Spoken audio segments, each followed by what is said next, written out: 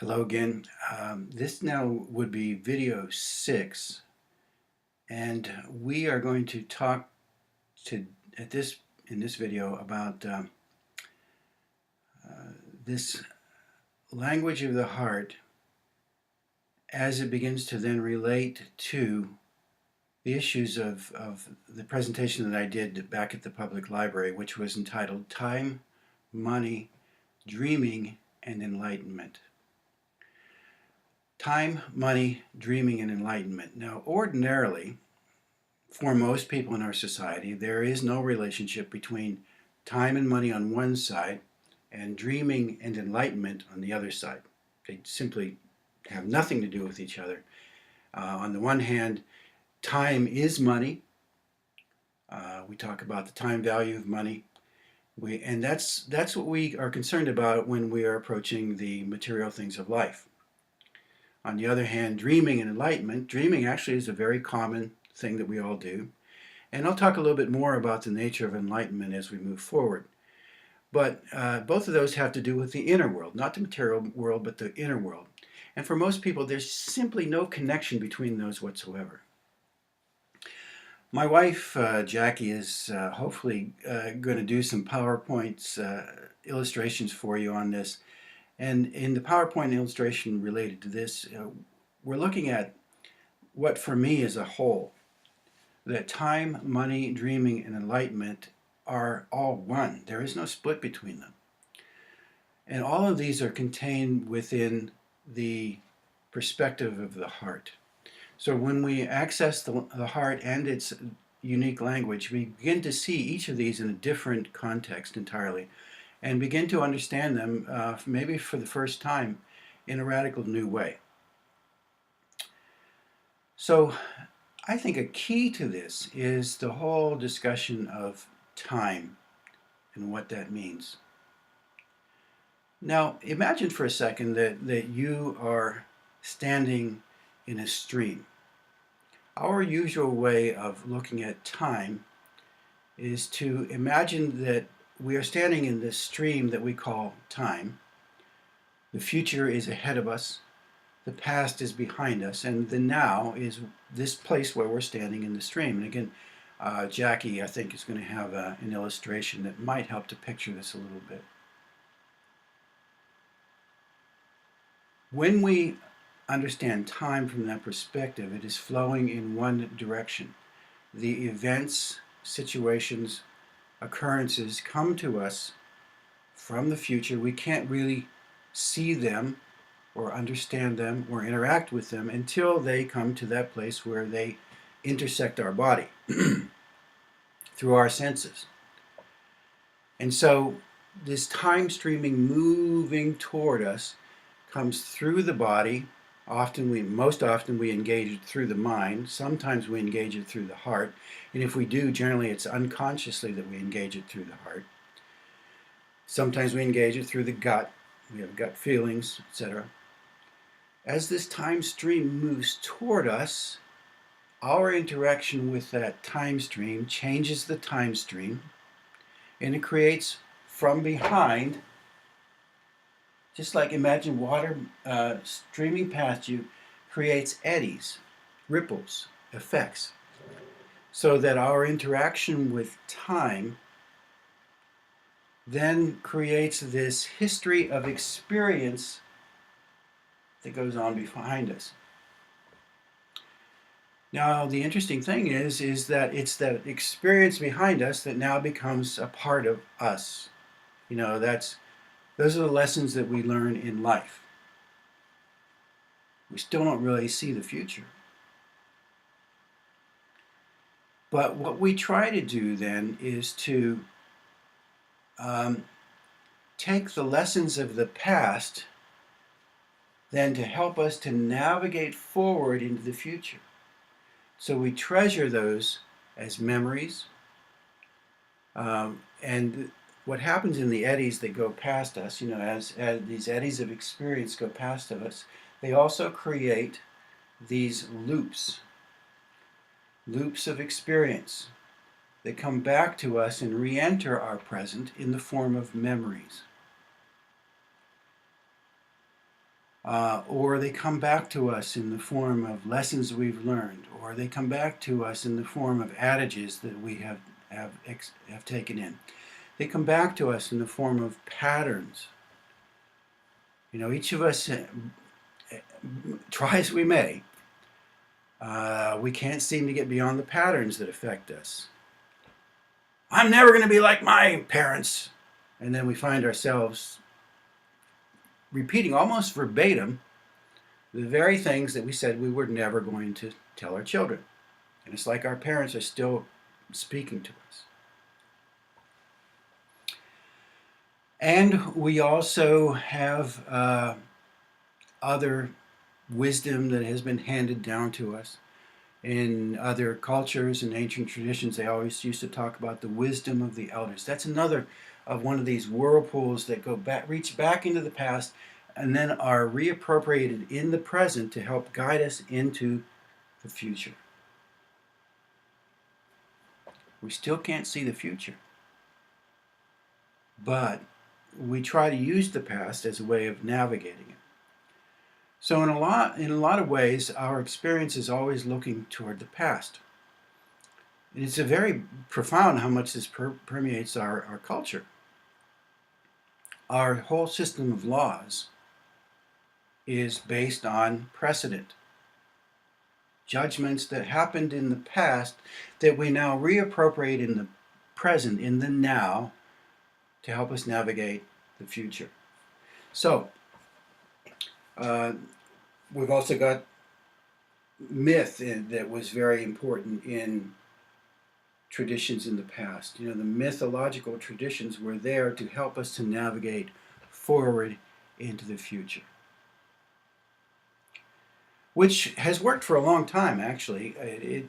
It really has been able to work for us because of the fact that the situation and culture from one generation to the next in the past has changed very little. So that the lessons of the past were, in fact, applicable to the future. But there's something that has happened in our modern world. And Robert Sardello, in his book called Love and the Soul, talks about this. He said that the time stream that allowed us to look to the past and able to begin to navigate into the future was ruptured with the atomic bomb. And so that now this method of navigating the future by looking to the past can no longer work. Now think about what he's saying here. What he's saying is, he said the time stream that allowed us to do that, which had been getting wobbly since the 15th century, sort of reached its demise when it came to the atomic bomb. And I think the reason for that is that with the atomic bomb, we were faced with, for the first time, with the potential for the annihilation of the Earth. And of course, our whole sense of time in the future is Earth-based. So for the first time, we were looking at the potential for there not to be a future. So the time stream couldn't be assumed anymore. Whether that's true or not, but what I think is definitely true, is that our world now is changing so fast that there is no way that the past can give us information about how to navigate this rapidly changing, rapidly unfolding world around us, this technologically driven world in which one generation to the next is radically separated. Now we talk about digital natives, our children and their children that have grown up in this world where they are familiar with interacting with each other through digital means. It's a completely different world. And so this world of technology has moved so fast that we haven't had the capacity to catch up with it, to stay up with it. And so what we find ourselves is we find ourselves being very almost at sea for not knowing what to do. So we're kind of in a unique dilemma here. our perception of the time stream that we have had traditionally of time flowing only in one direction can no longer suffice. In fact, there is, Robert Sardello suggests that there is a second time stream, and I think he's absolutely right about this, that flows in the opposite direction. This time stream comes from the past in the opposite direction, moves through the experience of our perceptions and our body, and then moves into the future. So now, the eddies of experience are in the future, not in the past. And again, Jackie is going to have a little graphic that will hopefully help you to understand this, but try not to think about it too much. Just allow yourself to move into that possibility. In fact, we, in our daily experience, know that this is true. If you've ever had a premonition, or a precognition, or an intuition, if you've ever been building something, I know when I am doing construction work, I am picturing in my mind what will come to be. So in essence, what I'm actually doing is I'm interacting with this future constructed thing, and I'm bringing it into the present now. My good friend Skip Atwater, who created the remote viewing program for the U.S. Army, remote viewing, again, is the ability to obtain information independent of time and space, would often say that information travels both backwards and forwards in time. And so therefore we have a future self that is always communicating backwards in time to our present self. And so he would say, when does the remote viewing session begin? Well, it begins when the target is revealed to the future self, which then relays the information back in time to the present self, so that present self can learn about this independent of time and space. But let me give you a more practical example. When I was going through the ministry, I went through 3 years of seminary, and which was a pretty grueling process, and there was all kinds of hoops to jump through, and all kinds of hoops that were related back to my home church. I had to go before the session there and communicate what was going on, and they had to approve me, etc. And we had to take all kinds of tests, and there were these big tests at the end of the thing that were going to determine whether we were worthy to go out into the ministry or not. I passed all those, but there was what for me was almost an impossible hurdle. I was to go before our presbytery. Now, presbytery is actually a gathering of multiple churches within a given geographic area, and they would meet, once a quarter. And I had to prepare for this by creating what's called a statement of faith. And so the process was to read your statement of faith in front of this gathering of representatives from all these churches, which was a gathering of about 300 to 400 people. Read the statement of faith, and then those 300 to 400 people could ask you any question they wanted to about that statement of faith. As far as I was concerned, it was a death sentence, because there was just no way I could get through it. I was really shy, and the idea of speaking in front of here I am a pastor. I'm going to be a pastor, and somehow it didn't seem to record in my brain that sometime I'm going to have to speak in front of people. But I don't know why that happens, but that was the case for me. So here I am faced with this daunting task of speaking in front of these people, and they could ask me anything they wanted to, basically.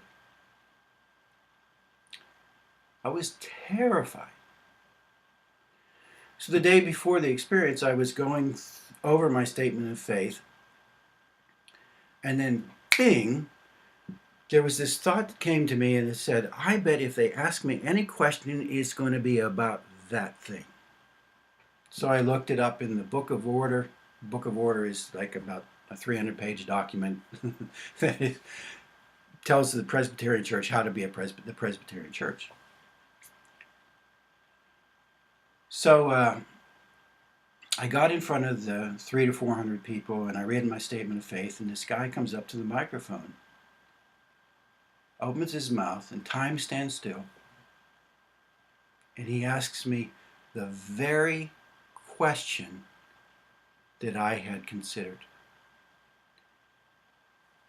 So I straightened up and I said, well, the intent of that question, that statement, comes from page 22 of the Book of Order. And everybody goes, whoa! The kid even knows the page number!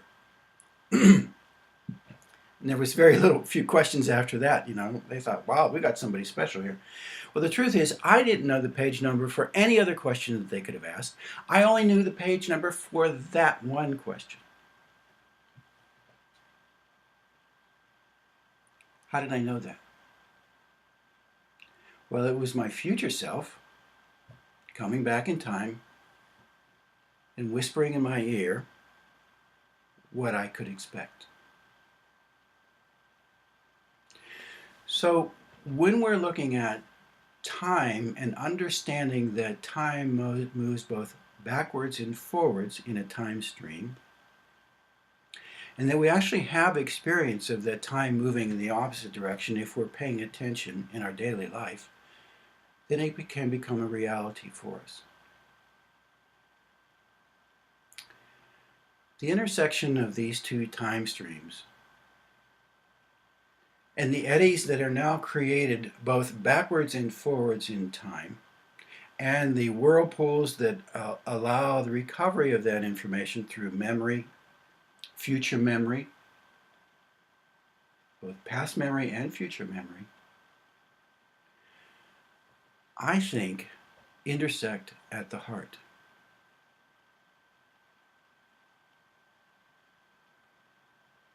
Let that sink in for a bit.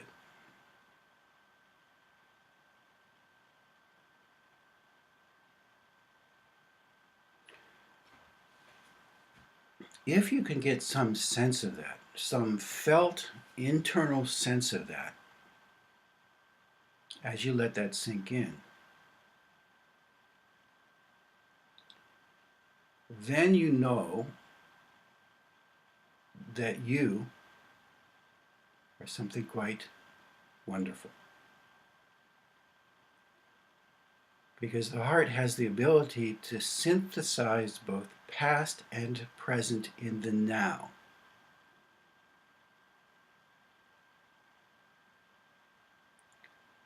So at some point, what I'd like you to do is to sense this crossing of these two time streams in the heart, knowing that it's creating eddies of experience, both backwards and forwards in time. Now, what begins to happen when you do that is that you start to spread out in time. You're no longer locked into this one vertical slice that is just this moment in time. Now you begin to create a relationship. Remember, the heart is the master of relationships. You begin to create a relationship with the past and the present in such a way that now they inform what's happening right now. This also helps to alleviate the dilemma that we are in as a society, and where we are in this stage of evolution, this dilemma that the past can no longer inform where we're going in the future. Now we have an additional source that comes from the future and actually can cause us to move differently in the now. Cause can actually be located in the future, not just in the past. It's really profound. Our future self can be calling us. If you've ever had that sense of longing or desire, or as one of the participants was talking to me in a conversation we were having, she said, I've always known such and such. How does she always know that? It is the future self creating this sense of longing, pulling in the direction of the future. And now, with that, we are no longer locked into the exclusive reliance on the past to help us to know how to move forward. Now, we have the ability to navigate in a completely different way. So as we're talking about dreams, I want you to understand that dreams themselves are not tied to time as we know it in the stream of time. If you ever notice that that dreams are not sequential necessarily. Sometimes when we wake up, we try to put them in order, but in the dream, it's not that order is not really there. And in the dream, it's okay. It all works in the dream. It's only when we try to put it into the time stream going in one direction that it doesn't work. So when we enter into this new understanding of time in which the future can talk to us and lead us, so can the dream. The dream can participate in that future orientation in a magnificent way. But even more importantly, we can move through this world in our waking world with that knowledge that time is not what we think it is. It is not just flowing in one direction, it's flowing in two directions, and that changes qualitatively our interaction with our environment. We always talk then about time and money. If you change time, obviously you're going to change the nature of money too. But because it's a whole, it's also going to change the nature of the dream. It's also going to change the nature of enlightenment. And all of those are going to interact and inform one another. But we'll talk a little bit more about that later on. But right now, what I would like you to do is to practice this sensation of the two time streams moving through the heart. And the heart having the capacity to work creatively with those two time streams. So that now the heart is becoming almost an artist in its ability to craft experience. I don't expect you to understand that because I honestly don't understand it either. I just have this sense that it's true. And that as we walk together through this, we'll hopefully begin to inform each other. But right now, all I want you to do is try to get a felt sense of time moving in both directions through the heart as you walk through the waking world. Just see what happens. See if there's some markers. What's different for you? We learn by noticing contrast. So contrast this experience with what your normal experience of time is. And let's see what happens. Catch you on the next video.